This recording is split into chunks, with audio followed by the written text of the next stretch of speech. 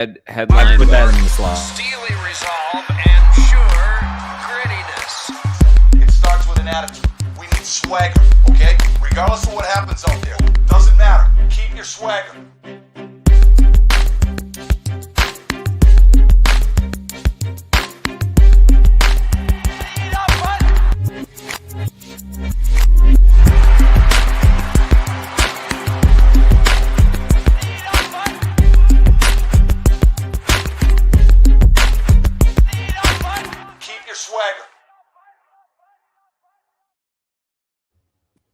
Welcome to the 5-Hole Fantasy Hockey Podcast. We are your hosts tonight, Alan and Jay. We appreciate you live, those of you live watching on YouTube. We know you have so many better options right now, like the World Series or something. But Jay, who was your bench leader last night as all 32 games played, or all 32 teams played? Oh my God, Alan, there's so many, right? But then the big one too is it's hilarious that Jay, truly am indeed rooting for Go Jays Go. Oh, holy smokes, man. Canada has been waiting to slap those balls hard and long into the yard. And 30 years, I think 32 years, I think it is. Go Jays Go, man. That's how you win at a professional sport, Toronto. Yeah. Let's see, Alan. Let's scroll back and just watch across the board for the horrors of last night. Oh my God. Let's see. So far we've got Braden Shen, Eric Holla, Justin Brazeau, Dawson Mercer, just random guys. You just don't know, right? And Right. Alan, I mean, it hurts the soul as well, but Jake Gensel, come on, that was a 5-2 win. Nothing but free skates out there, man. Nothing but free skates. My most regrettable was benching Dorofeyev. Oh, yeah, because I was like, oh man, yeah, Voronkov. Yeah, I got to make use of him because I picked him up. Buffalo, Columbus. This will be pretty high scoring. I'll be good. For sure. I'll be good. For sure. I wasn't. But I did. Well, I don't know if he'd call it the right move, but I know I benched Skinner in favor of Freddie Anderson, which Skinner got the win, but it was greasy. But yeah, no matter where you're finding us, YouTube, Twitter, your podcast platforms, make sure to like, subscribe, follow us, especially on YouTube. I think turn it on so you get the notifications when we go live, especially when we kind of change it last minute like this. And then we have the website, FHFhockey.com, and our Discord channel. Hop in there. I think we're up to about 3,000 people there talking fantasy hockey, real hockey, all the good things in life, what few there are. Before we get into the show, I got to take a moment and recognize that it is my wedding anniversary today, and I love my wife, appreciate her enthusiasm for letting me do this, or not letting me do the show, but like just encouraging me to do the show. Love you, babe. And I love playing fantasy hockey together. But yeah, happy anniversary, Alan. Oh my God. Hell yeah. But let's get the dubs. Let's get the real life dubs. Let's get in the show there. So headlines, start off with a couple big extensions across the league. Thomas Harley, 8 years by about, it was like 10.5, 10.6. It was like the real number was like 10.58, 149265 or something crazy. But yeah, I'm hoping this means that he starts showing up on Power Play 1 a lot more. It'd be nice. And the next one, Logan Cooley of the Utah Mammoth, 8x10, which here it's front loaded. I think it's more like 13 for the first few years and then cools off. But yeah, man, that contract is going to age so well for the team, especially with the cap expected to go up. And then last storyline here, Jay added this one at the last second. By God, was that an Andrei Svechnikov goal? Like we have a confirmed Andrei Svechnikov goal sighting? It is, Alan, such a moment. I remember too looking at it, and I think he still only ended up with 15 minutes or 14 minutes of ice time, but good Lord, sweet baby Jesus. Like the faithful shall be rewarded, and holy moly, we have been at least a goal At I don't least a know goal. how well you'll be rewarded, but sure, if you want to hold him, okay. But yeah, the only thing I caught about that game was like how much Freddie got lit up. That was not fun. It was brutal. And then moving on to injuries, Matt Zuccarello has started joining the team on the ice, but he is still about 2 to 4 weeks out. So I don't know. I feel like they've been scooting along pretty well without Zuccarello. I wonder if this moves him down the deployment chart once he comes back.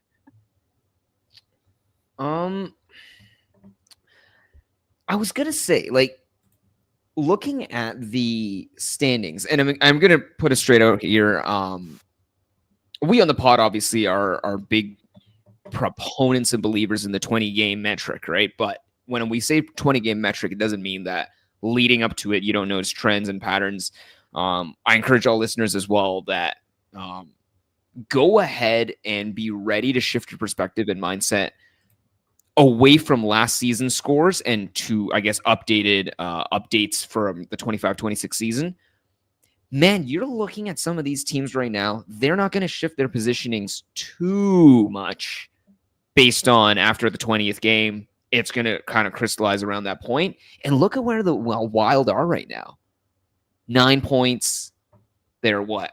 4 from the bottom in the wildcard standings. So Lord goodness, like they are way further down for the Central. And they've been doing this relatively healthy. Like aside from Zook, who else is out? Like I don't see any big names out for this team, Alan. Yeah, I don't think anyone. I think you got Gus Bus, you got Wallstead and Gold. Everyone's there. I don't think Boldy's they're out. Sorry, Boldy's played well, to be honest, right? 12 points, 11 games. Jeek back healthy. Kirill Kaprizov 15 points at 11 games. Like, dude is going. Like they are doing shit. I mean, just like I predicted, like Kaprizov is that team's offense. But it'd be nice. And you know what? Now that I look at their depth chart, they got Marcus Johansson as the one right at the top right wing. Maybe I spoke too soon about like them not needing him as much as we thought. Ouch. That's not who you want as your top line right wing. The sucky part is that the top guys are scoring and they are still languishing. That is the concern, because when Zook comes back, you're kind of looking and going, okay, so like he is going to get top line and then what? Like they're already getting the goals. They're already getting the assists that the top guys are going to get. Are we saying that are we honestly believing that Kaprizov is going to be outpacing 15 and 11? That'd be crazy to me. Oh, I need to sort that differently. Oh yeah, never mind. They're like bottom 10 in goals for. So it's whatever they can get some help. That'd be great. You know what it is? It's like you're looking at it and it's like, all right, guys, let's come together. Who's gonna step up for the group project? And it turns out everyone was already putting in overtime shifts, and it's like, oh well, whoops. What do we do? Like, I only have so many hours to give. I only have 1 hour. My goodness. Maybe Allen, maybe Zook, maybe 2 to 4 weeks out is, a conservative stretch. Maybe they need him earlier. I know he's ancient by athlete standards, but they kind of need someone. But next up, we got Mikhail Granlund of the Ducks. They have finally given a timeline on him. I know he left a game or two ago. They've announced that he'll be out 2 to 3 weeks, which was kind of a shame. And I think, let me double check. I think he was the guy that I was like, oh man, yeah, he's looking at like point per game. But it was like he got all his points in like 3 games. He had like 8 points in 8 games, but it was like super concentrated. So yeah, maybe he's finally hitting his stride, which would have been awesome for the Ducks. And then next up, Jake Neighbors to IR. He'll be reevaluated in 5 weeks. Ouch for the Blues, who are kind of already not having a great start, which it just bewilders me. I thought they'd be getting off to a much better start. And I also know that Rob Tom, I think he's been ruled out for Thursday's game. So they're down some major bodies there. And then Shane Gostisbehere returned on Tuesday, only to immediately leave that game with a lower body injury. As we know, Keandre Miller also out. So it looks like Sean Walker was practicing on power play 1 this morning. Why they won't give it to Nikishin, Nikishin is beyond me. But I heard, wasn't 32 Thoughts. Maybe it was those guys over at Banger Management. They think it could be a language element too. Like he just may not have enough there to like be that integral piece on that power play. I don't know. Right. But who knows what Rod Brindamore's thinking. And then other power play 1 defenseman. This is huge because this is probably a guy you drafted very high. Quinn Hughes has missed the last 2 games due to a lower body injury. He is not traveling with the team to St. Louis for Thursday. He's hopeful for Saturday or Monday, but we don't know. But man, Jay, we got quite a few power play defensemen out. So if we're looking for a Quinn Hughes replacement, I mean, Philip Hronek seems like the guy. And it's Sean Walker, and we know Roman Yossi's out, and we know that Brady Shea is taking his spot. I mean, is there any of those guys were maybe running, not walking to go pick up at the moment? Yeah, sorry, I'll tackle that one. I'm going to circle back quick first, where I'm going to say neighbors to IR kind of screams 2 names, right? Holloway and Snuggerud. Like those 2, if we are assuming there is bounce back for the Blues. Oh, and yeah, because I think Snuggerud's on power play 1 right now.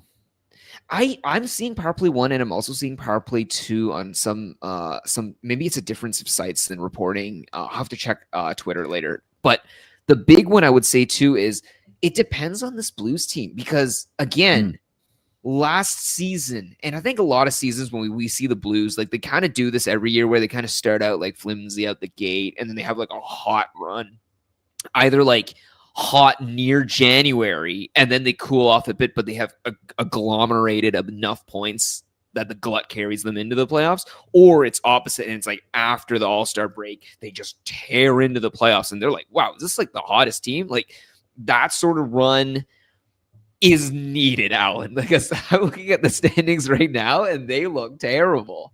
Like, not just terrible as in points wise, but just like goal differential, not where I thought they'd record, just everything about the Blues is looking really, really rough. And I don't know if banking hard and going, yeah, this team is 100% going to roll through is like a great way to salvage a fantasy hockey season. You know what I mean? Because like you can lose enough weeks waiting for this team to come through that you're just 3-4 game weeks outside of the playoff bubble, and I think you're toast in terms of fantasy. So I'm kind of saying maybe wait for the run. Well, no, but power play 1 defenseman though, right? Because we got Quinn Hughes out. So Philip Hronek's going to fill his spot. We got Sean Walker probably not in the running, but I mean you got Brady Shea stepping up for Roman Yossi. I think Shea is probably the take, eh? You think? Because how much is what stonks are you going to have to get? Oh, you know what? Shea? I wonder how owned up because he's currently 5% owned. Oh my god! And he got an assist last night. And it was a power play assist. So there is production. The problem is that came in 20. That came Hronek's already 40% owned. So that's quickly approaching just go check territory. Shea, I think, is the take. Shea. I know, Circler. I'm not loving what I'm saying either. I'm just yeah, that's how it's like. I feel like if you got one of those like Yossi, Quinn Hughes, I feel like to me Hronek's the guy you want to try to run out and get. The other one too is day to day and week to week is not the same, right? So then in terms of day to day, there is an entire possibility that Quinn Hughes, maybe he's at the sniffles. He's very much like, in the same mold of his brother, where like these on their best days are the premier players. but I don't know if they'll sneeze wrong in the morning and then be unavailable in the evening. And it's just the nature of, I don't know if it's the slender build. I don't know if it's whatever it is, but that's the kind of nature of it. The day-to-day component is really flimsy. But yes, Armin mentioned it specifically, and I agree. Yossi is out week to week. It is a reassessment later. As I mean, they said it's week-to-week not basis. related to his POTS or whatever it was, but yeah, I was iffy on Yossi going into the season. I don't know, but I don't know. I don't want any part of Nashville's power play. Like, it's funny because I hear Stamkos's name like a lot in circles, and I'm like, why? Like, I mean, even his last season or two in Tampa, he was pretty much a power play merchant, and on a team that really just has fewer big pieces. Yeah, no, thank you. Well, the big one is power play merchants can work, and the unfortunate part for Stamkos, really, like looking back, and we're kind of like talking about it, is he wanted to thread the needle between getting a team that could pay him and getting a team that could compete with him. And truthfully, he's just not producing enough and output, because I don't think age is the sole factor. Let's be honest here. Crosby, what the hell is that guy? Malkin, what the hell are these guys doing? Like, Malkin's found another freaking gear. Was he tied for the league lead in points or something? Alan, like what are they doing in the off seasons, man? We didn't know. We need to check up and see what these guys are doing in the off season. Right? I want these invites. I want these training camps. Oh my god! Because clearly we can see that some old vets are really tapering off quick. Marchand, I would say Marchand as well. Like, some of these old vets are definitely gunning it through. It's not seeming to work for Stammer in the same way. And so I would say, for example, if you put Stamkos, if you put him right in that same slot instead of Dorofeyev, I am sure he would still be potting those in. Yeah, while we're talking about pens, Armin's, is there any chance they make the playoffs? I don't know, man. Again, October hockey, 20 totally games different from the rest of the season. Like, we could be like, Penguins ended up in the mushy middle, like maybe just missed the playoffs. But no, Anthony Mantha, that was absolutely kind of like I think it was like a 1-year deal that he just signed to like kind of, try to make himself look good, secure the bag, get a longer contract, just like John Klingberg's doing in San Jose. Moving on. I'm going to be a little more positive than that, Alan. Actually, I would say Armin is the 20-game rule. 80% of teams by 20 games in are already locked into their playoff spots, meaning there's basically only not four even, I guess 2 slots that are kind of up for grabs after game 20, right? So if they are top right now, who else is going to knock them out? Like, if there is a division to, be a dark horse, it's the Metro. But yeah, I don't know. I'm not super confident that holds. It's a question of their goaltending, right? Because last season was an entire question of goaltending that was insufficient. This season has all the hallmarks, all the early hallmarks of, one, it's either this team is going to get the tandem that is required. So right now there's 919 on Shilovs. Jari is running a 917. What? They are above league average, but if they fell, Alan, like, I think even if they were 905 or whatever, like, this team, if they win enough 500 hockey, they've been scoring enough goals. Yeah. Oh man. Yeah. Rust, I feel like kind of got overlooked on a lot of waiver wires to start the season. That was, Armin says he dropped Perrick for Rust. Smart move. No, that was great move. I don't, even if Perrick was getting power play 1 in Calgary, it's one of those, I don't know if he'll want it. I have the equivalent team. It's funny because they're still doing amazing things this season too, but how many of us gave the Washington Capitals the respect they deserved last season? I'll tell you, I gave them none. They took an entire season and I was still like, they're frauds. And the thing is, they won 1 round in the playoffs. They lost the next. It wasn't as if they competed or anything, but clearly that there was more to the medal for that team than met the eye. I don't think anyone is going to give the Pittsburgh Penguins any love or respect for whatever it is this entire season, but 100% buy into those stonks early, especially if they're still in playoff position by game 20, because dark horse playoff team. That's what they're just going to give you enough value. They will give you enough value. Right now they have a 10, especially the young 10. guys. Like you also got Ricard Raquel out. Like, so someone's got to play that top left wing with Crosby. I feel like there's value to be had there. We still forget too, and I forget, but I was like, the Pittsburgh Penguins are so quote unquote terrible that they only have what, like Stanley Cup winning Crosby, Letang, like what was it, like Frank, Norris winning Carlson, right? Like they have all these guys. Norris is a long time ago, man. Like, it was a long time ago. It was a long time ago, for sure. But I'm just saying the pieces on the Penguins were thought to have worked out way better. And now if they're actually clicking and no one's giving credit to them, fair point. But they're still going to offer more fantasy value than they're being currently rated for, is what I think, basically. Yeah. Moving on. Pyotr Kochetkov, the Carolina Hurricanes. He won't dress for Thursday, so not even his backup. But they have said he is just around the corner. Man, I'm wondering what this does for Freddie, because it seems like they've kind of done 1-for-1 so far between him and Brandon Bussi.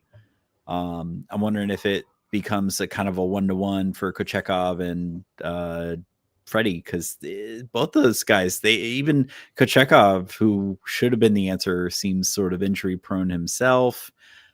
I don't know, Jay. You think they go kind of 1-1 once Kochetkov comes back? I think they'll try to split it as best they can. Like our issue more so than anything is that neither guy is, I guess, what do you call it? A display of health, so to speak, a clean bill of health. And so I would say I'd even venture, like, who would you reasonably trade Freddie or Kochetkov for if you wanted to deal them? Like, it's pretty hard to deal them. Yeah, I was gonna say, after that display in Vegas, I don't know if you could trade Freddie now. But yeah, I don't know. I mean, when he's healthy, he's good. It's just a matter of I feel like maybe at this point, hopefully they've realized that they gotta kind of rotate them to keep them both healthy. I'm gonna throw some crazy names first. And their friggin' defense is depleted right now. Like, I'm not sure I want either of those guys, like, right to trade for either of those guys right now. I'm going to throw some crazy names out here first. Okay. So what do you think about Spencer Knight compared to either of those names? Oh man, that's Spencer Knight. I feel like is if he hasn't already, like, I feel like he's going to be a nice fantasy surprise. Like, right. Like, most people probably didn't even draft him. I mean, his save percentage may not be great, but I feel like he will absolutely steal them some games for sure. What about a name like Shelovs? I don't know, because it seems like they're doing a tandem with him and Jari. But I would say that's probably the same ceiling floor concern we're having with Carolina's goalies as well. Right. And I feel like any time Pittsburgh could turn into a pumpkin, but it may not happen. It may not happen all season. Like, right. Like how some of these teams end up with like a PDO over 100. And the last one I would say is Jake Allen. Markstrom's came back, and Markstrom laid an egg. So I don't know. Jake Allen, I think, again, he's one of those that's like, he's better as a backup. He can start in stretches. Yes. Like guys like Alex Lyon, like him. But he's not meant to be a starter at this point in his career. My concern mainly is, like, I completely agree with you on, like, all your takes there. My issue is more so just that every one of the guys we just listed, I can see an avenue and role where they could surpass either of the Carolina goalies. And none of those guys that I just mentioned is above, literally, let's scroll back up. So let's see, Spencer Knight is 67% owned. Above 100 or above 900. Right. Like, Shelovs is 24%. Like, Jake Allen's 43%. The problem with the Carolina goalies is I'm like, I can see those guys basically as similar floor ceiling like trade-offs, and then all of those other goalies are less owned than both Carolina goalies. Like they're both running at like 67, 70% ownership. I don't know, man. Like I don't know. Definitely not Kochetkov. Like Kochetkov, I really, really feel is like people are remembering the years where he was doing it. Yeah, he was supposed to be the solution for when Freddie inevitably got hurt, but I'm starting to think it may not pan out like they hoped. He just joined the IR Plus instead and became a problem himself. God, and I think this happened a season or two ago where they both just couldn't stay healthy, and then it was just some guy from like the AHL club for a few games. But yeah, enough about that. Let's move last one here. Zach Hyman, he has been ruled out for Saturday. They're optimistic for next week. We'll see. So hopefully if you were one of those, I know I did it in a spot like with purpose. I grabbed Hyman like in a late round as a stash. Hopefully we'll get rewarded. We'll see. And that crushes Tomashik stocks. Like that's my thought. Oh yeah, no, he's absolutely like man off the power play. His 1% ownership, I think, already factored in the Hyman holders. But yeah, it is going to get crushed to zero because he's getting 12 minutes a night and he's centering the fourth line and getting power play 1. Right? He literally was just built to be that front man that Hyman was, and then it's like the moment they get the upgrade, it's going to be a 1-to-1 ratio popped back up. Yeah, friendship ended. So yeah, moving on to the actual weekend preview part of the show. So best schedules. Thursday, Friday, Sunday. We got Detroit and the New York Islanders. I don't know about you, but this is especially because they have confirmed that Patrick Kane is probably out at least the rest of the week. I feel like you just got to go check on Feeney, Emmett Feeney, 41% owned. Like, he's obviously scoring, get a lot of ice. I think he's actually power play 1 with Kane out. But gets hits and scoring. Yes. Can't ask for much better. But if you need riffs, I would say Marco Kasper, Ben Sherratt, Simone Edmondson for your riffs. Anyone you're looking at, Jay? Yeah, I was looking and trying to pull up some guys out there. Ed. I want to say his name right. Edvinson. I mean, I can't tell if he's just buoyed by his blocks. This dude's averaging almost 3 blocks a night, right? But I mean, he's still getting like D1 pairing, penalty kill 2. Yeah, I don't know. Like looking at availability, like it's just maybe you're kind of like fringe looking at guys that could kind of like taper off on the other I guess like meet other requirements if you're doing like a cats league or like, a blocks league or like, a bangers or somewhat. Their team's scorers are kind of all taken. If Finney is gone, then all their scorers are pretty much nuked and taken. Like you'd be diving down the well to get to like, a hopeful goal from. Well, I mean, at that point, would we want to look at the guys like Anders Lee, Kyle Palmieri on the Islanders? I was thinking that team might be a little more accessible, right? Because, it's like you got Horvat, you got Barzal, Sorokin, like those guys are definitely owned. Is Heineman some like? Yeah. So I think he came from the Habs. I feel like he was in the Habs system. Right. But yeah, I would say he's not even getting the minutes to justify the scoring that he's doing. But that's the beauty of a stream, man. It doesn't matter if it's sustainable or not. He's got a great schedule. He's doing the things you need. So and they just in Yahoo, they just added right wing eligibility for him earlier this week, so you can fit him in more spots. Emil Heineman and Jean-Gabriel Pajot Pajot, especially in like face-off leagues. Also good for just multi-cat monster. Good for the occasional shorthanded point. I think Palmieri is the definite play though, right? Because like Lee, for some reason, is doing amazing shit right now with 14 minutes a night, but Palmieri is getting almost 20 minutes a night, getting that top. Well, he's getting second line deployment, but top power play. How was he not? It's the Islanders. If you're asking about ownership, it's because it's the Islanders.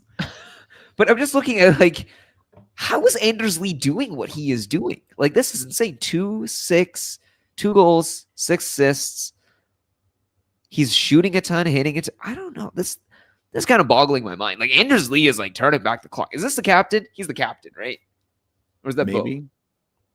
I think it might be Lee.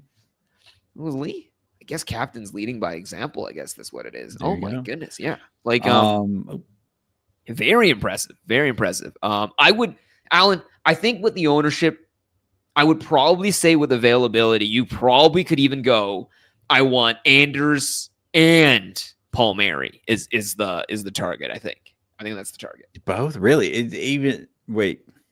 You said Palmieri and Lee. Well, Lee? think about it. You get even if Feeney's available or Finney. Well, I'm just saying you get a left winger and a right winger, right? Like you'd be able to. Okay, yeah, and fit them both, especially for Friday, Sunday. Well, Finney also gets the dual eligible, so yeah, I think he's center, left wing, or left. Yeah, wing, that right is wing. true.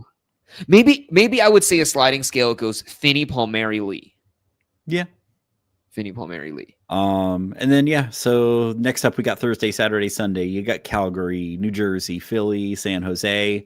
I don't know. Calgary, I feel like is more a peripherals play. I mean, a lot of those guys are available for scoring. I mean, you pick up Blake Coleman for the Riffs and stumble backwards into like 2 goals. I think that's what he did against I forget what team that was. It the Rangers? The Rangers, that's what it was. Oh my god, Huberto. Alan, they were such shitty goals too. Like one of them was like, anyways, just watch the highlights. Story of the Rangers so far. Huberto's pretty widely available, but again, this is one of the weakest offenses in the league at the moment. I wouldn't come here expecting points. Jersey, Brendan Dillon for Riffs. I like this. I feel like this is a high risk, high reward for points. Arseny Griciuk seem to be scoring a little bit, probably pretty available, 3% owned. He should be available. Connor Brown kind of finding a different gear here in Jersey. Well, the other guy I was looking in terms of just deployment, like Andre Palat. How the heck is that guy so? He's doing nothing. And I learned this like within my first couple seasons playing fantasy because I thought it was fun to own Palat, Tyler Johnson, and Kucherov. Palat does a lot of stuff that doesn't really register on the fantasy side of things. Oh no! Like he is a great player. He just gives you those. He doesn't give you a fantasy. He has no fantasy relevance. He is the inverse Jonathan Marchessault. Just breaks me. Oh my goodness. But yeah, 12 minutes a night. Jeez, nothing. Oh my goodness. Do we want to pop in on I was gonna. That's why like or? The mailbag section's kind of light. That's why yeah. Wait till Armin's coming up. It's coming up. Yeah, We'll just go through the schedule and we'll have to type it. But Philly, Owen Tippett somehow 39%. I feel like especially if you're in any kind of categories or bangers league, you should be much higher. Sean Couturier, maybe. Oh, is he lowly owned? 10%. Oh, I guess just center only. It seems weird to try to get him in. Yeah, man. I remember he was one of those guys I used to be able to just snag for like nothing, just for a few rotate him through like tissue paper sort of thing. Yeah, he'd always be there. Well, he did so much, and it was this league had face-offs, so that inflated his value. For Riffs, I got Garnet Hathaway, Nick Seeler. The other one I was gonna say too is like if your league does PIMS, did you see that setup with Zegras cheap shotting the guy after he was already down by the ref? Like, no, that paid dividends. That was peak entertainment, man. Just obviously, there's other components of hockey and everything, but just the sheer amount of penalty minutes. Oh man, like if you're in a league, as our league does, our league counts PIMS too. Great setup. Just this team is gritty, you know. Like, it's funny actually because it's Philly. I feel it, But I feel like you don't get Zegras for the PIMS though. That's just a happy accident. Happy accident indeed. Yeah. But they were saying too, it's like it's great because you get guys that do this sort of cheap shit where guys remember when you hit cheap shots on them after they've been downed. You know what I mean? Like if it's just a scrum, someone's got his numbers. Yeah, and he's gonna come back over and over, and then he's gonna get the medal and all that. Like it's fantastic, especially like keep it out if you are a PIMS targeter. This team, fantastic. Oh my god! So there we go. Next, I don't know when it is, but the next Pittsburgh Philly matchup, spicy. If he got PIMS, Garner Hathaway is also pretty good with PIMS, as is Jamie Drysdale. So this team is great. Honestly, just a fantastic PIMS machine. And then San Jose, John Klingberg is back apparently, and then they're going to shove him right back on power play 1. I mean, pure points play. He really, if he's not getting any of those points, he gets you nothing. Unless time on ice is a stat that you record. And then I did confirm because I have actually picked him up in a spot because he gives you that great category coverage. Mario Ferraro for Riffs. He is still in the NHL. I think I was thinking of Mark-Edward Vlasic. Get Super Mario in there.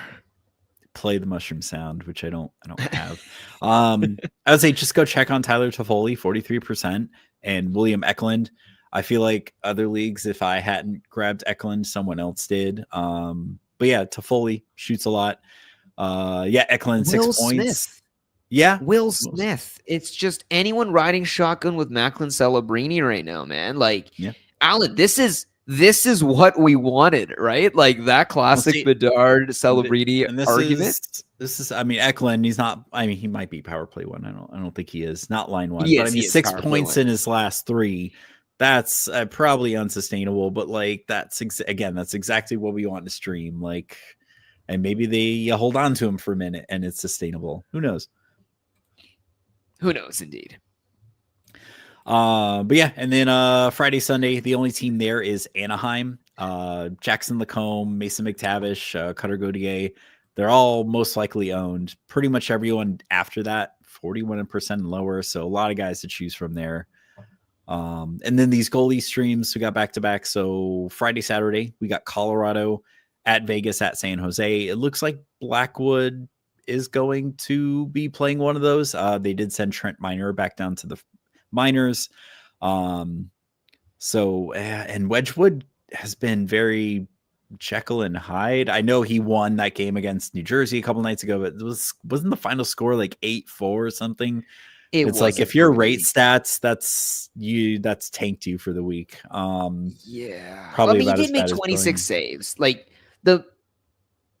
I don't know. Like he's had some games too where unless even against San Jose, San Jose gives up a lot, but they're prone to score a lot too. San Jose will be. I don't know if I want Wedgwood on either of those. They will be the 6-5 game, and we don't know which side. And then Washington versus they're at home against the New York Islanders at Buffalo. I don't know. I'd feel pretty good about Lindgren on either one of those. Oh, I take Lindgren 100%. Yeah. 100%. That's it. Back-to-back Saturday, Sunday, Columbus, their other set. They have their versus St. Louis at New York Islanders, Calgary. I don't know if I want their goalies at Nashville, at Philly. Yeah, even against guys like Nashville, I don't know if I want Calgary. Jersey, we got at LA, at Anaheim. So road trip out west. I don't know. Maybe Jake Allen probably available for you. 100% Jake Allen stuff. Philly, Dan Vladar kind of being sneaky good right now. Versus Toronto versus Calgary. I don't know if you can get the versus Calgary. I'd get that guy. San Jose. I don't want either of their goalies. I don't care who they're playing. But they're home and home against Colorado and Detroit. No thanks. No thank you. It's definitely screaming the Blue Jackets with Jet Greaves or Jake Allen with that game's over. How did Elvis do against 6-3? 6-3 Toronto. Okay. Not 6-7, unfortunately. What was the final? 9-1 with a 9-1. Wow. So he wouldn't have completely tanked your stats there. And I know TJ just saw rubber. Yeah, and then TJ just put up something on Twitter about how I it looks like they may have fixed their back-to-back problem.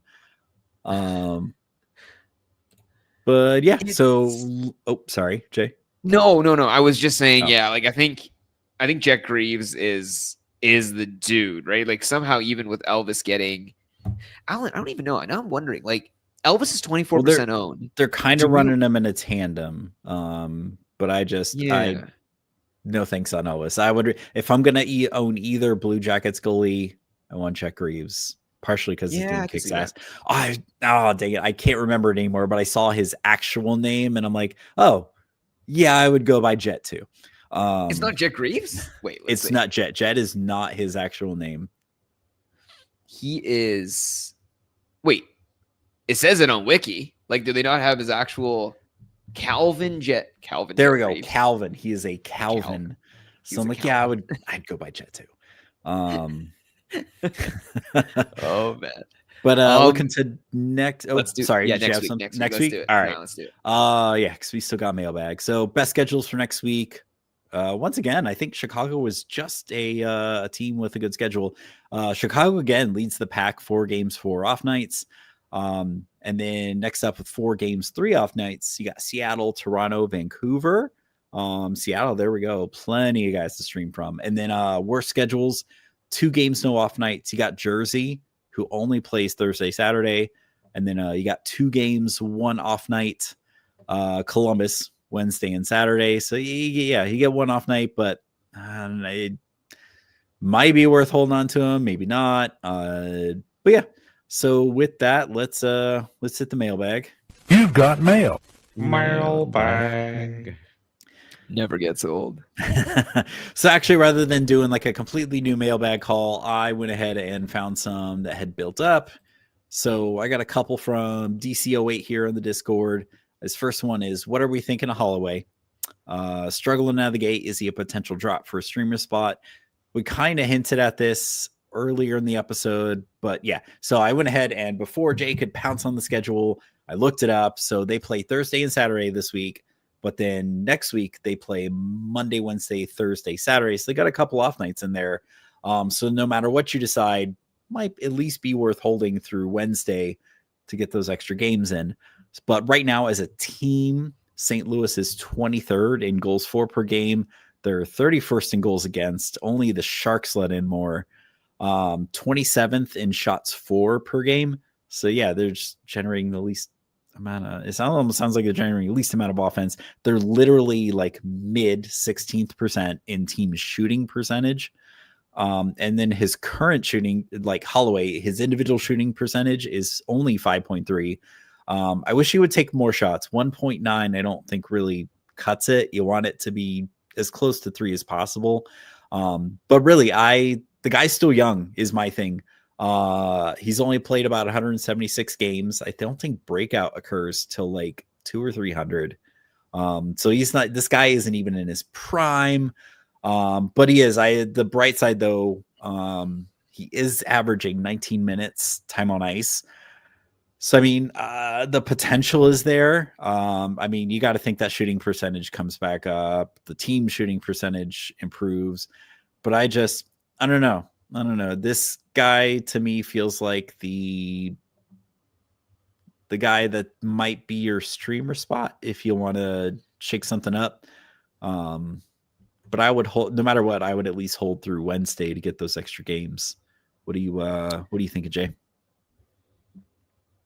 Yeah, 100% play the schedule first and foremost. That is important. I guess you can also think of addition by subtraction as well. If you don't use an ad and you're able to ride a guy through his existing schedule, that itself is almost like, a saved ad in some ways, right? So think of it as he's your ad onto your roster by not removing him, by not subtracting him. What do they call it when a team like just keeps a guy that's going to be UFA, like their own rental?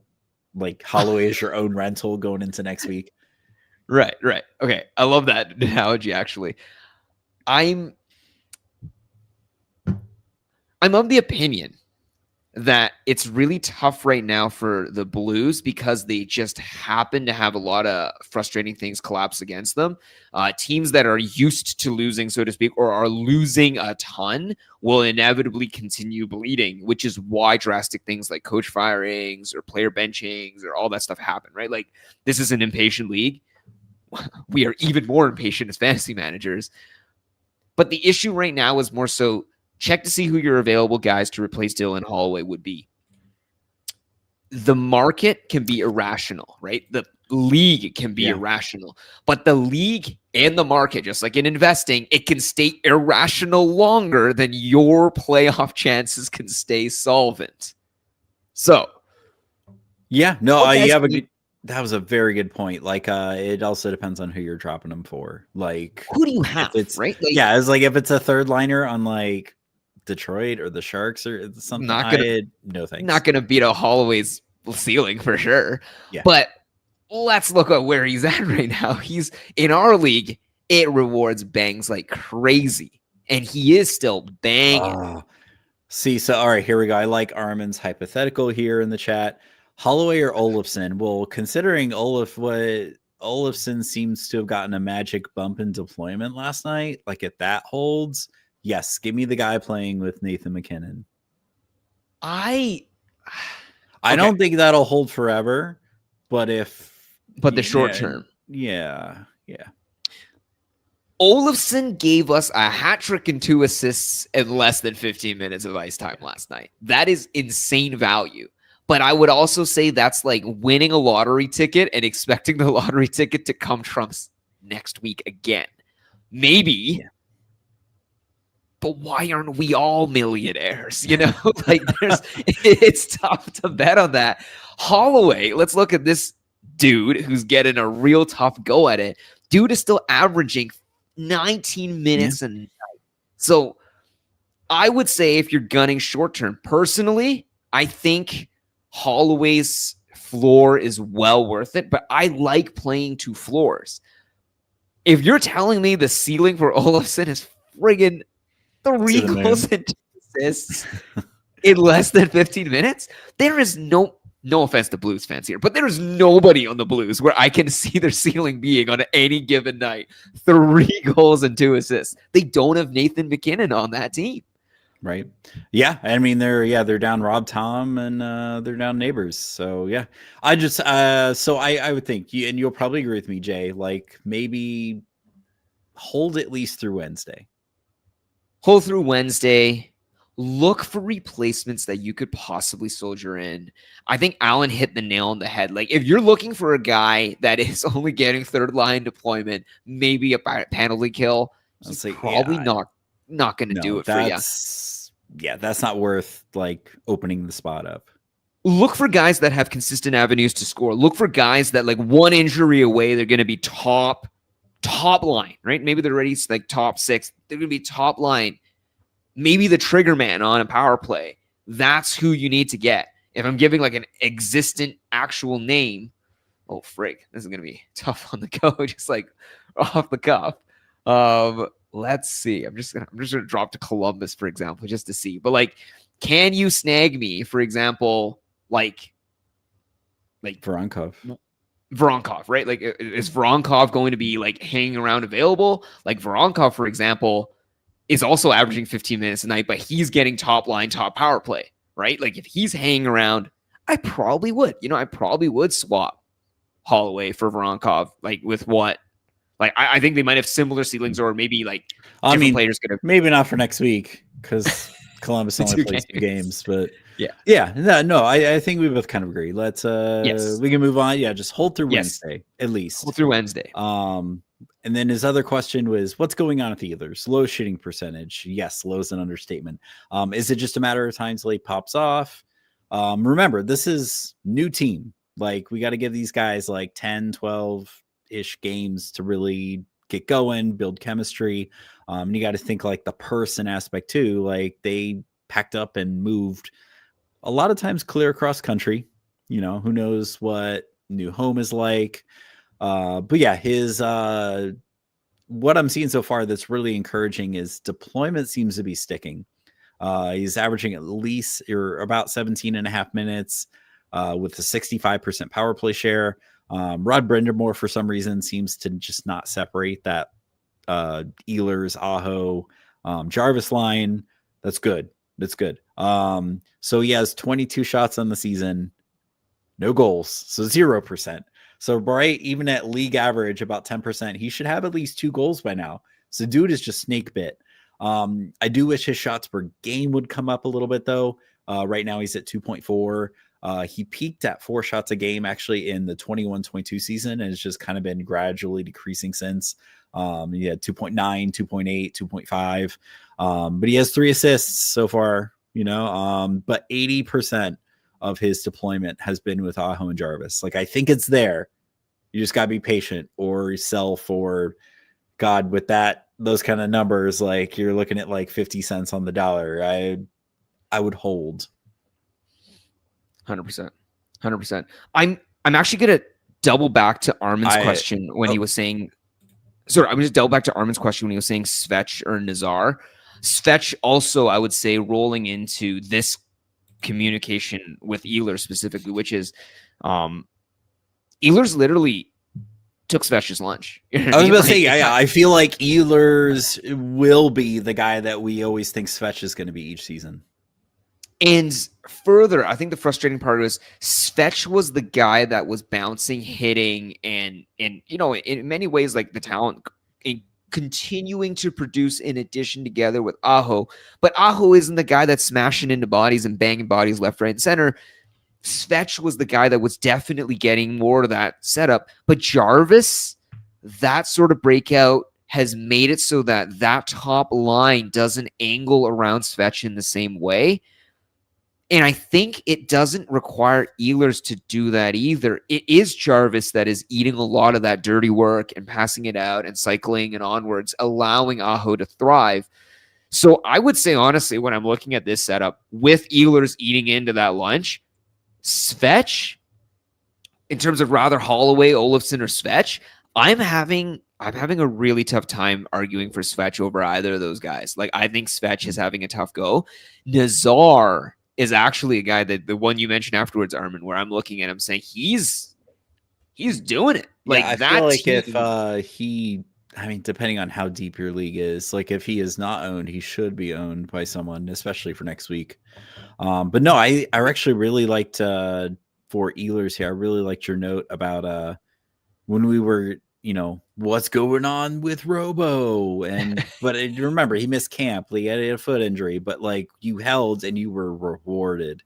I kind of feel like Ehlers, same case. Or you dropped and you watched somebody else ride Wyatt Johnston and J-Rowe all the way into top 30, top 40 value at the end of the season with their horrific, shitty starts. So the other one you're going to look for really with Ehlers is you either didn't believe in him and you didn't draft him, right? And so you're watching some other guy, Meyer, and struggle with him. But if you did believe in him at that point, there is simply like, it's like the girl at the ball. You made your decision. You know what I mean? You just got to ride it out with it. Like it's not going to get better. I believe me, it is not going to get better from either of the scenarios where he doesn't come true and you're stuck holding him in your bag holding, for sure. But it is not going to feel any better if you let go and you're like, thank fuck. And then he roars back. It's worse to see him crushing your team on the other end. And then this last one here, it's not me, it's Stu. I love that username. It's a meta question, and I like this one. How would you approach deciding between a blossoming young upstart versus a slow starting but proven producer? His specific example, he picked up Benson. Okay, smart move. I think Buffalo had a good schedule last week or something. So there was reason to pick him up. Seems pretty exciting. And I have Velarde, who hasn't done too much yet, albeit it's still early. Tempting to keep the fun kid, but he's trying to stay logical, rational, and reason will prevail. I see. I don't know. To me, it's all about which one has sustainability, right? Which one do the numbers point to that you can expect this and you will get this outcome. I don't know. I just don't feel like there's enough evidence to say Benson will keep that exciting goal scoring pace. He might be, depending on your league, he might be a guy you can like Ehlers used to be, where depending on how deep your league was, you could drop him. Like he was typically kind of like the least valuable player if they didn't have a good schedule, and you could just pick him right back up. I kind of feel like Benson in most spots might be that guy.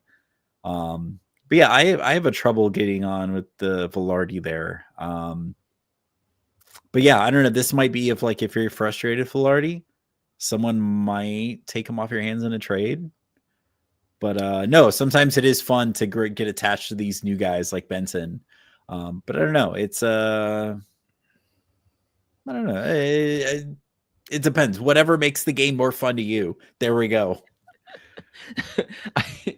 It's funny because I think the word attached in fantasy for me is like they're so everyone is expendable.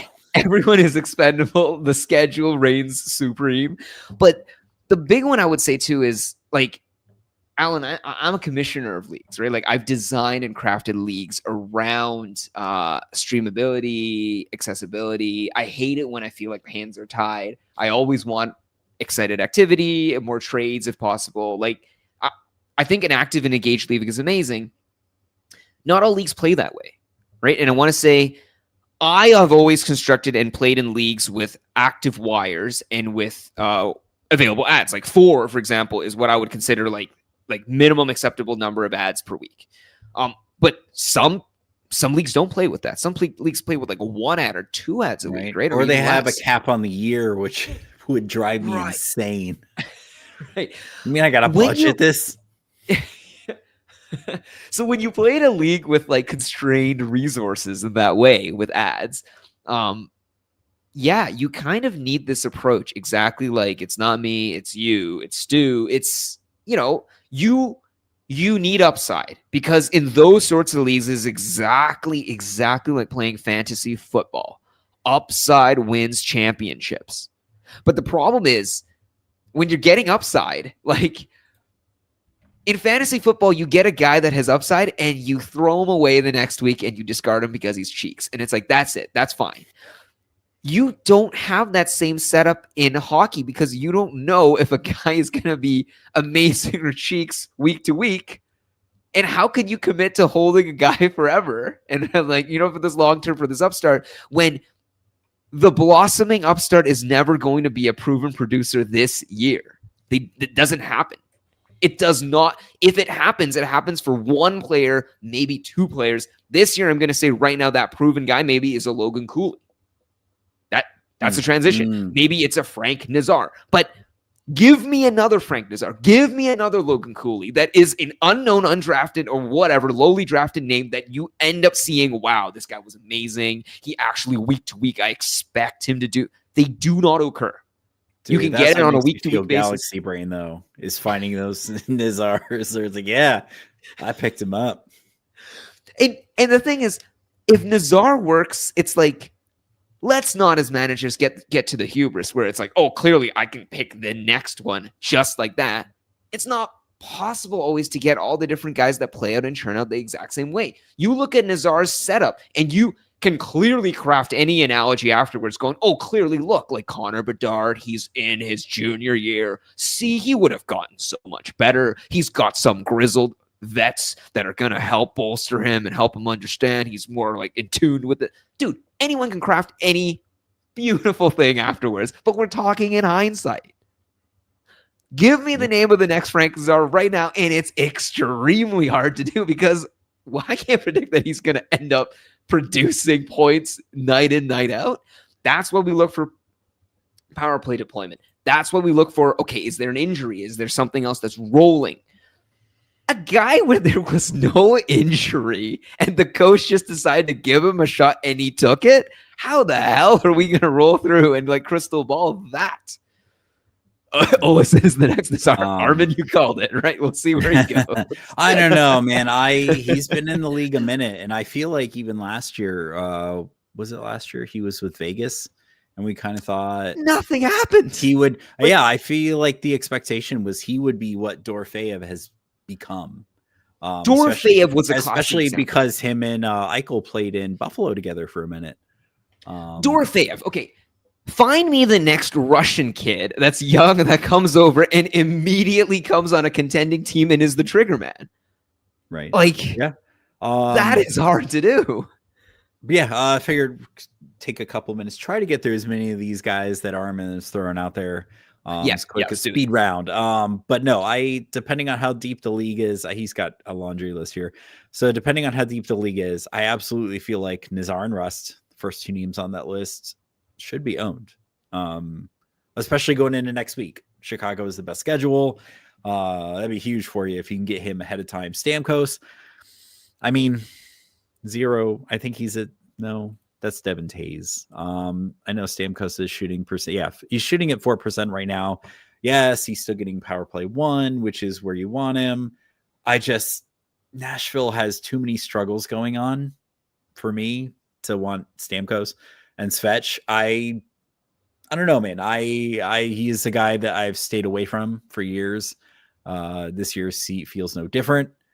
Olofsson, here we go, Jay. I feel like this is one we kind of went over in the show. I feel like this is kind of one of those. I think we touched on it with Colorado, where they're probably going to rotate some of these guys like Olofsson, Lehkonen, Brock Nelson, in kind of depending on who their opponent is, like where the chemistry's at. Yeah, I feel like Olofsson is a hold him while he's hot, drop him when that position goes to someone else. Yeah. I don't know. Any names that stick out to you, Jay? Like, I'm trying to think of like that name in which he should have been and he is not. The name that's rolling immediate to mind first. I'm just looking through the list right now. Everything that screams what Frank Nazar currently is, you could probably have argued for a guy like, I just saw it. He was just off the top of my tongue. Like, okay, for example, the Kings. Laferriere. If you were just to look at next deployment, next guy up, available development, guys who were rolling off, Laferriere should have had an avenue to power play 1 consistently. There's nobody else on that team that could have eaten into his slot. And then instead... Especially with 5 forwards. Especially with 5 forwards as well. Like, you would expect Doughty, right, would finally collapse. Or Brant Clark would, like, fail on an opportunity. And then he would lock in. But what has Laferriere done? You know what I mean? Like, everything about Laferriere should have screamed the next, like, whatever it would be. Or you would have gone to an old gun, right? And it was between old fart and then old gun and then ended with old Gart. So, like, an Evander Kane, right? He goes back home to Vancouver. He gets there. He has the available deployment. This is a team that, should theoretically, all being healthy, like, be a playoff team. What is he doing, right? Like, you look at a guy like Podkolzin, right? Like, available with Hyman being out. Like, this guy should be able to slot up into that, wing and produce together with that talent available. He's not even getting power play time. I'll say, yeah. Well, I mean, that whole power play 1 is pretty much a lock in Edmonton. Right. But, like, that's the problem here, right? Where we have core explainable metrics that, truthfully, none of the things I said there didn't make sense. All those things you could entirely have seen if you were going percentiles. I think you could have said there's like a 30 to 40th percent chance that actually rolls through, and that is an undervalued individual. You can get them on the wire. All of those guys are available on the wire right now. You can get them. They will help your week to week. They have long-term sustainability. None of them are doing shit. And instead you have guys like Anthony Mantha, who is like, we've seen him do this year in, year out and fail us. Man, I remember in Calgary, he signed that 1-year deal, man. Like, he was looking good, and then just season-ending injury. That is true. But no, I'm rooting for him in Pittsburgh. Like, I hope it finally comes together for him. For sure. But how the heck were we supposed to know that this year was the year when he went to Pittsburgh? Right. And it's like, he actually was doing shit. Like, shoot, I would almost wonder if Mantha is higher owned than Rust right now. Just because I feel like a lot of people would have forgotten Rust if you didn't draft him and stash him. I think 11% 11% ownership. He probably would be crazy value. For Mantha or Or Rust? another guy. Or another guy would be like two I'm seeing even like right back to back right now. Marco Rossi with like the Wild need Marco Rossi to be the Marco Rossi they're dreaming of. And he is getting all that ice time, 18 minutes a night, and he's not even doing jack with it, right? He's scoring and stuff with it, but it's just he's still 25% owned, right? Like there are still three quarters of leagues that find guys with greater value and greater trust in production than Marco Rossi. So many of these guys that have value, they're lying around there, but they aren't getting rostered to the point because nobody is finding another guy that they can like take instead. It is what it is. There's always going to be value out there, basically, and I would say that's the problem with the whole mantra of like let's hold forever, upstart producer. You're only going to see the top guys, but on a week-to-week basis, these sorts of names are everywhere. These sorts of names are week-to-week. Your week-to-week Nazars, and you can get them. Week-to-week Nazar. Nazar of the week. Nazar of the week. Yeah, that's a great one. Yeah. If these are this list he gave us, these are kind of like his worst players, best available. Yeah, I'd see there's a lot of trade-offs that could take place here. But yeah, I would say Nazar, Rust are probably the top guy. Well, Elias Lindholm, I feel like they've kind of cooled off already. Or at least Lindholm isn't factoring in as much. Devin Tays, yeah, I don't know what's going on with him other than shooting is 0%, but he's more of an assist guy. Yeah, he's on pace for like 7 points. I would have dropped him already. If you haven't, Armin, I'm assuming he's rostering Uyghur. I would hold on Uyghur. I don't, even just for the bangs and stuff. And Armin, this is all a redraft, right? Obviously, like you're talking about Parekh and all that stuff. Oh yeah. I mean, league winner. That's Parekh, like I don't know. I mean, I know he's gotten power play one time, but I don't know this year in a redraft if I'm interested in Parekh.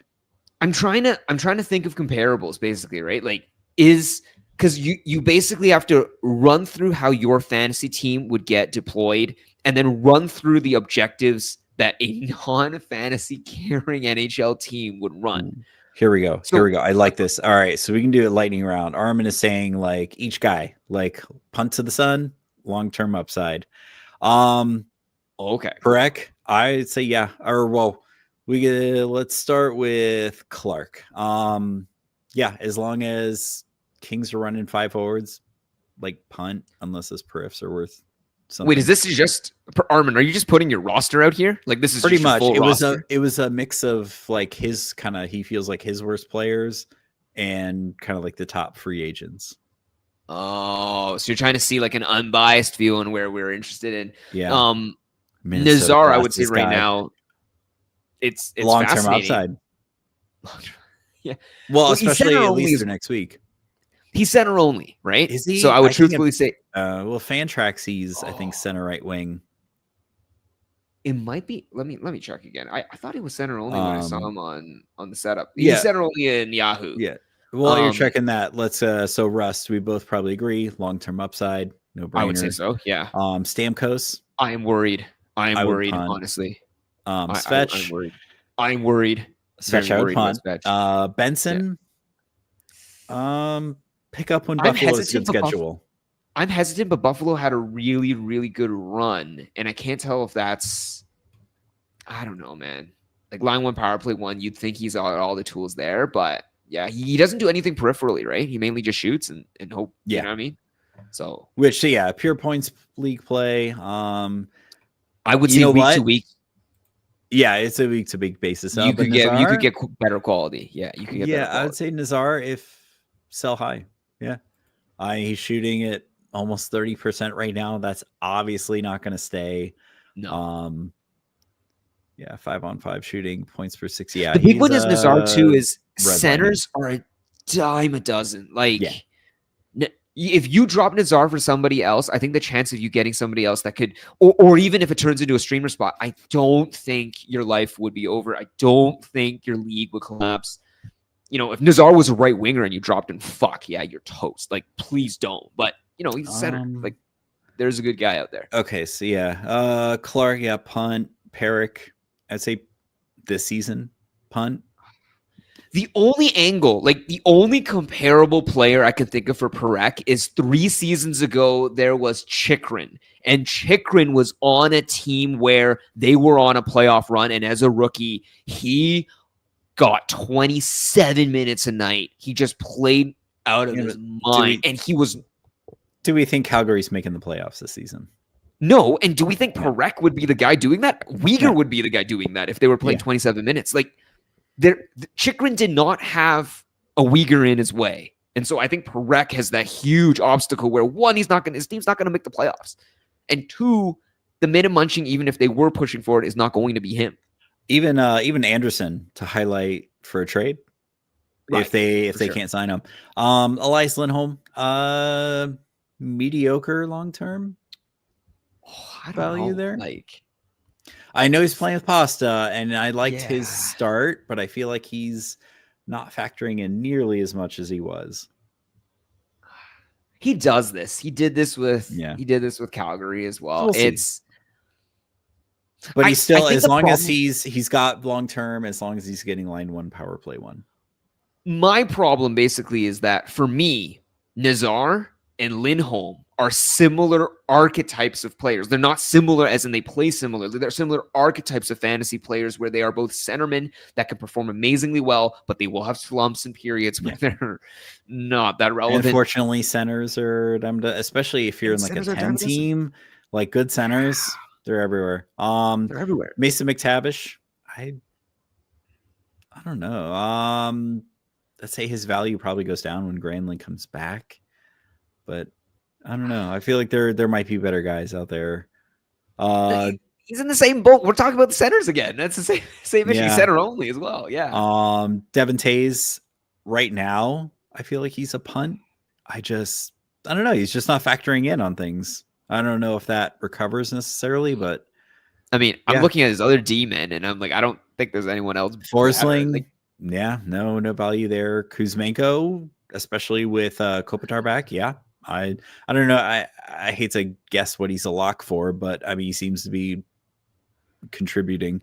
Hopefully Devon Taves will have a tough time because Brent Burns is also there, right? So then if they ever have anyone that is going to slot in for D2 power play, he's got such a tough.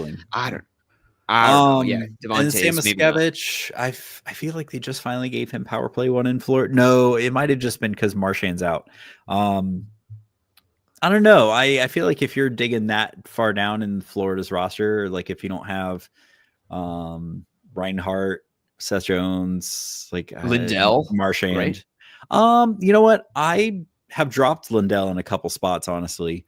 I thought he was going to be like Barkov light, and it's so light, it's almost non-existent. Coronado, if he's getting scratched playing 4th line, punt. Uyghur, that is a hold or trade. Fantilli, I would say thank you for your service for this week. Their schedule is not great next week. Probably a guy again. You could. I'm a dozen.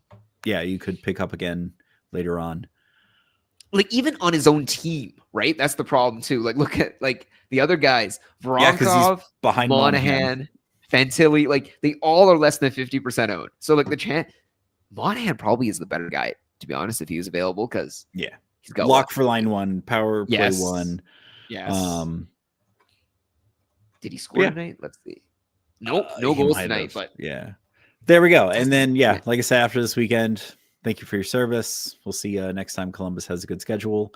I'd say we're a little bit over an hour. Let's go ahead and take it in, Jay, unless you got something real quick. No, let's wrap it. All right.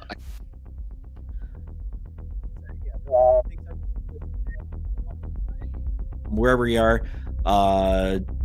I know we'll be back Saturday for sit start, and then I don't know when TJ will get the script for week 5 in, but hopefully it's got some updates on some key things, man. The NHL, what a wacky season there. Good night and good mental health.